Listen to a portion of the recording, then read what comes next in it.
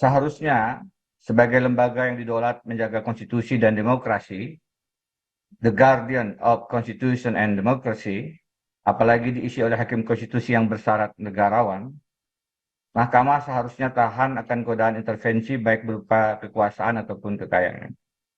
Namun sayangnya dalam pandangan pelapor, putusan 90 menunjukkan bagaimana Mahkamah telah ditundukkan oleh kepentingan untuk memenangkan kekuasaan dengan cara mengubah aturan perundangan yang seharusnya tidak bijak dan tidak boleh dilakukan. Apalagi perubahan peraturan tentang syarat umur capres-cawapres itu menggunakan tangan hakim terlapor yang seharusnya mengundurkan diri karena perkara tersebut mempunyai kepentingan langsung dengan keluarganya, yaitu Presiden Joko Widodo dan anaknya Gibran Rakabuming Raka. Kepentingan mana sudah tidak termanfaatkan karena telah menjadi fakta hukum dengan didaftarkannya Gibran Jokowi sebagai pasangan calon wakil presiden ke Komisi Pemilihan Umum, dengan salah satunya memanfaatkan ketentuan baru terkait syarat umur dalam putusan 90 yang baru saja diputuskan oleh Mahkamah tersebut.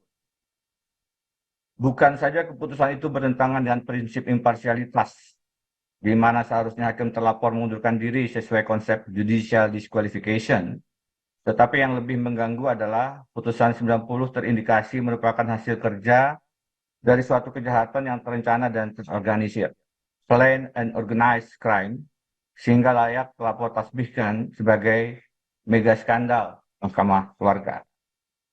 Karena tingkat pelanggaran etik dan kejahatan politik yang dilakukan sifatnya sangat merusak dan meruntuhkan pilar kewibawaan Mahkamah Konstitusi, mega skandal Mahkamah Keluarga tersebut melibatkan 3 elemen tertinggi, yaitu 1.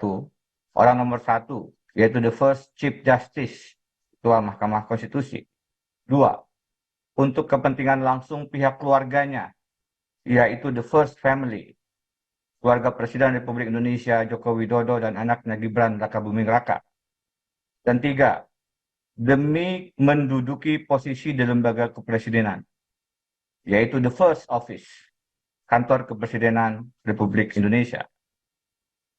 Sehingga dengan semua elemen tertinggi demikian, tidaklah patut jika pelanggaran etika dan kejahatan politik yang terjadi dipandang hanya sebagai pelanggaran dan kejahatan yang biasa-biasa saja, dan cukup dijatuhkan sanksi etika semata.